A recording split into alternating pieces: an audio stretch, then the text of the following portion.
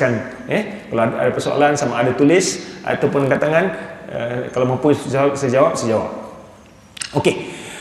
Injil Matthew chapter yang ke-10 ayat 34 hingga 36 ada dijelaskan, do not suppose that I come to bring peace to the earth.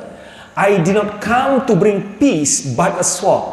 For I have come to turn a man against his father, a daughter against her mother, a daughter-in-law against her mother-in-law. A man's enemies will be the members of his own household. Jangan kamu sangkakan aku datang untuk membawa kedamaian di atas permukaan bumi ini. Tengok ayat ini tuan-tuan.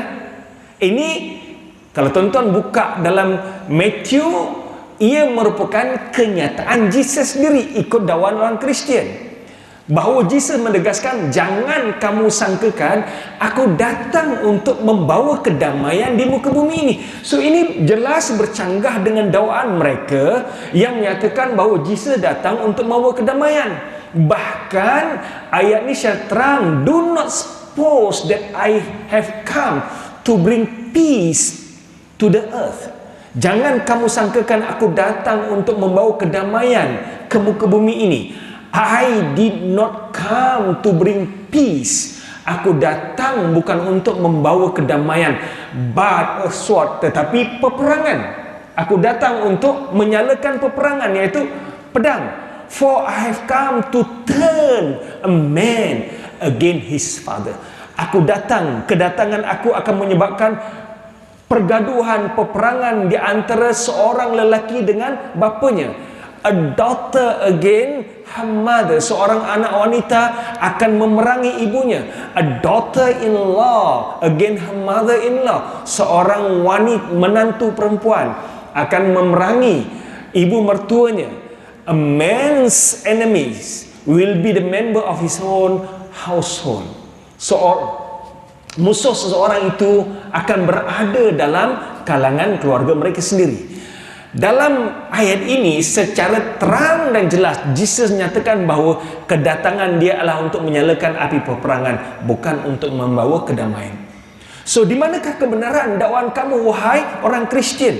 Yang mana kamu mendakwa Jesus datang untuk membawa kedamaian, sedangkan dalam Matthew secara terang-terangan Jesus menyatakan bahawa do not suppose that I have come to bring peace. Jangan kamu sangkakan aku datang untuk membawa kedamaian. Ini dalam Matthew.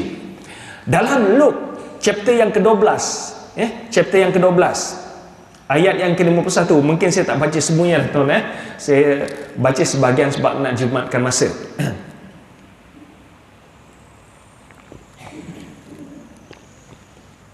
Ayat yang hampir sama, tuan-tuan tengok ayat dalam Matthew dan ayat dalam Luke, bunyinya hampir sama. Do you suppose that I have come to bring peace to the world? Apakah kamu menyangkakan aku datang membawa kedamaian di muka bumi ini? No, not peace but division. Jangan kamu sangkakan aku datang membawa kedamaian, bahkan perpecahan, peperangan. From now on, a family of 5 will be divided, 3 against 2, 2 against 3. Bermula pada hari ini akan berlakunya perpecahan dalam keluarga. 3 lawan 2, 2 lawan 3. So ayat ini secara jelas dan terang, di mana Jesus sendiri menyatakan ikut ajaran Bible, ajaran Injil, kenyataan ini keluar daripada mulut Jesus. Di mana Jesus bertanya, do you suppose that I come to bring peace to the earth? Apakah kamu menyangkakan aku datang membawa kedamaian di muka bumi ini? No, tidak.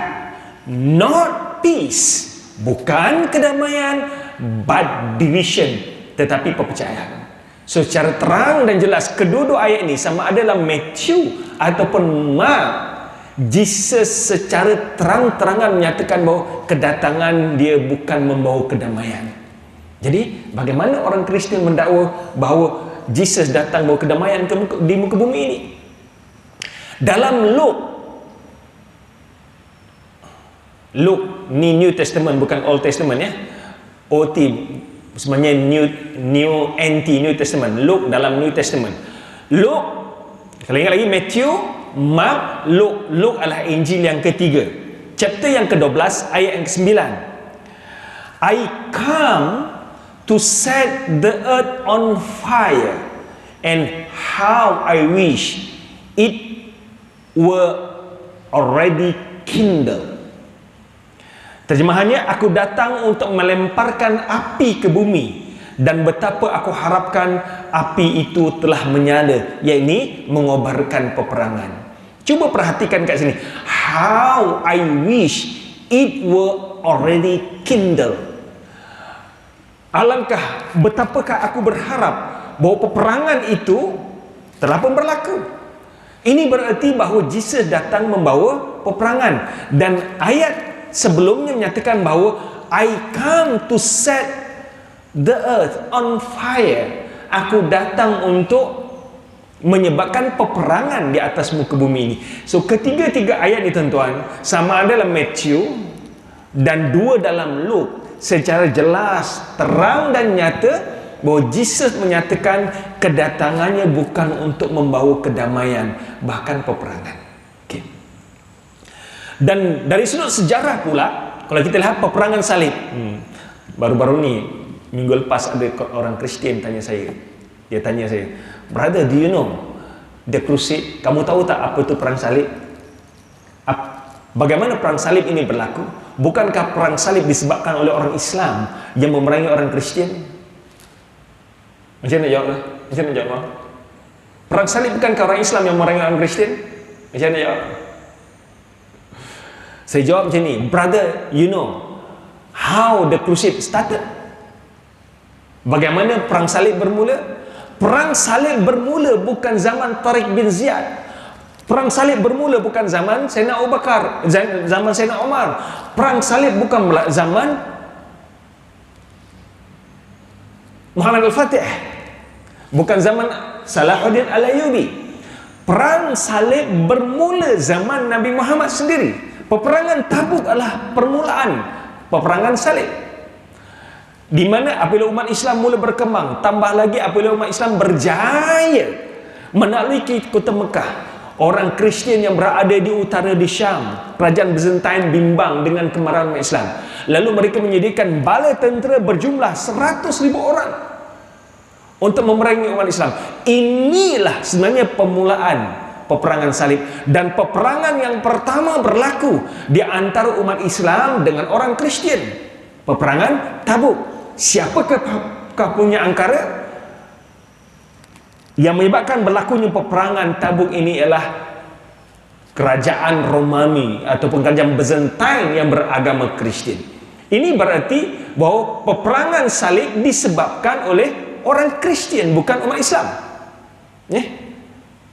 Dan kalau kita lihat isu sejarah, peperangan yang berlaku di Bosnia, di Chechnya, di Kepulauan Maluku, orang Kristian yang memburu dan membunuh umat Islam, dan orang-orang Kristian yang telah melakukan keganasan, ternyata mereka ini terdorong daripada ayat-ayat dalam Bible. InsyaAllah kita akan lihat, nanti saya akan tunjukkan kepada tuan-tuan beberapa ayat-ayat dalam Bible yang nampak menganjurkan peperangan. Okey.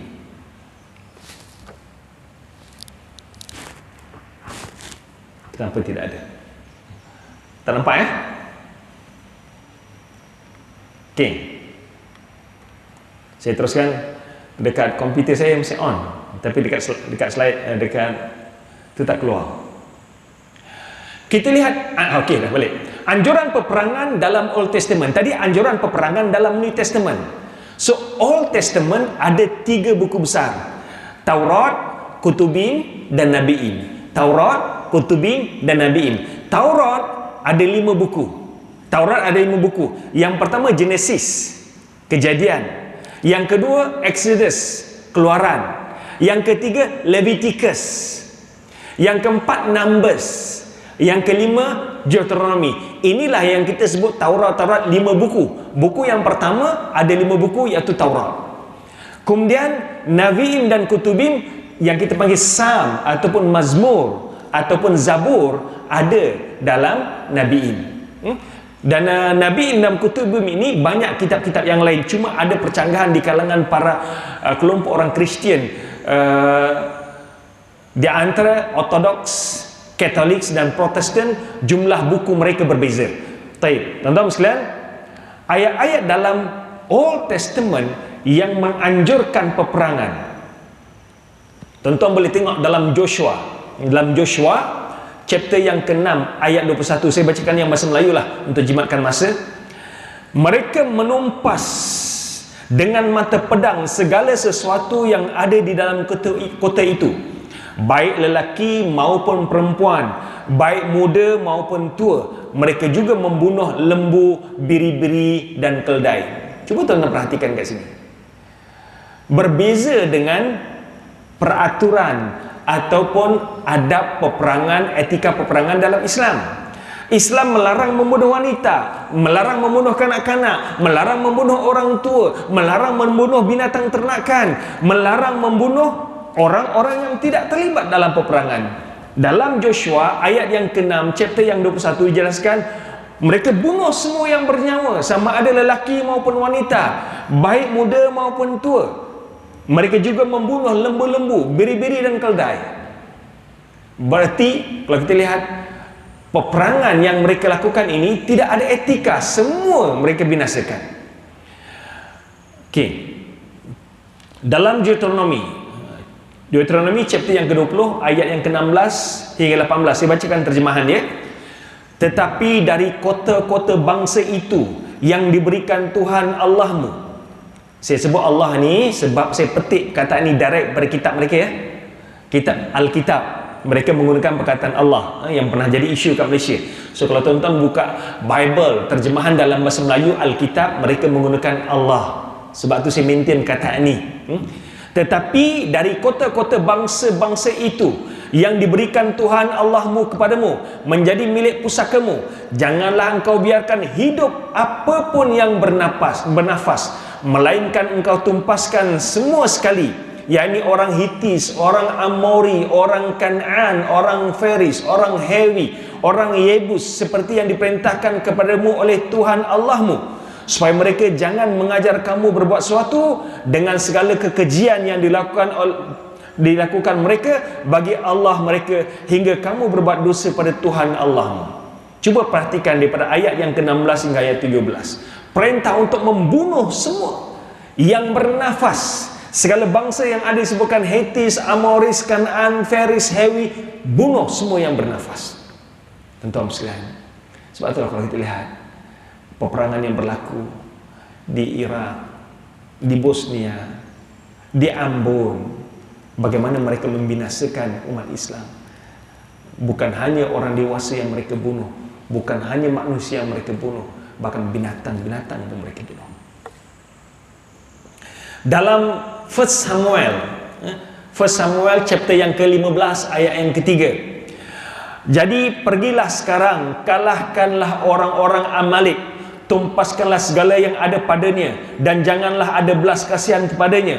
Bunuhlah semuanya, lelaki maupun perempuan, kanak-kanak maupun anak-anak yang menyusu, lembu, biri-biri, unta maupun keldai.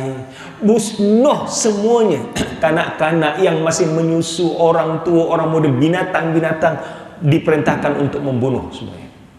So di manakah etika peperangan? Di manakah kebenaran bahawa Bible menganjurkan kedamaian? Bahkan bukan hanya peperangan, etika peperangan tidak wujud dalam ayat ini.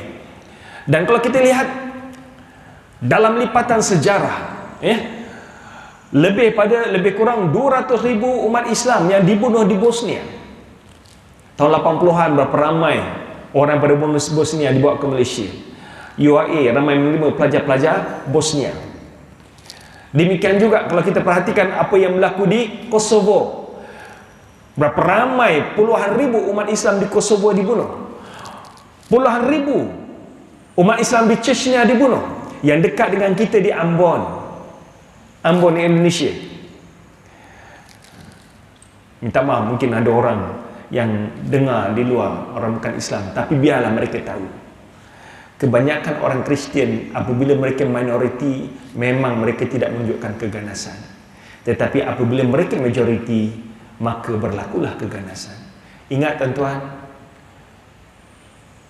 di Andalus, bumi Andalus berhamburan darah, 1.2 juta umat Islam dibunuh di Andalus. So apabila kawan Kristian bertanya pada saya, bukan bertanyalah, dalam bentuk mengutuk tentang perang salib, bagaimana kekejaman yang dilakukan oleh mereka, saya tanya pada mereka, brother, do you know how Islam came to Nusantara, to Malaysia, to Indonesia? Islam datang ke Malaysia, ke Indonesia, ke Brunei ataupun kawasan Nusantara ini dibawa oleh pedagang-pedagangan dengan peace, dengan kedamaian. Sebab itulah ramai umat Melayu dan penduduk tempatan menerima Islam dengan damai, tanpa peperangan. Tetapi bermulanya peperangan di Nusantara antara orang Islam dengan orang Kristian disebabkan oleh penjajah.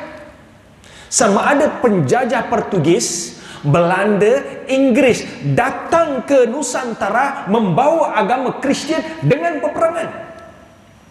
Sebab itulah apabila orang Kristian menyatakan bahawa Islam Kristian menganjurkan kedamaian, ia bercanggah dengan apa yang berlaku di Nusantara. Kristian berkembang di Nusantara ini dengan darah dan kekejaman, dengan kezaliman. Bukan hanya di Nusantara. Saya galakkan tuan-tuan buka YouTube ataupun buka video Lion of the Desert. Cerita bagaimana Omar Mokhtar melawan penjajah Itali di Libya. Lakonan Anthony Quinn. Filem yang lama, it is very good film.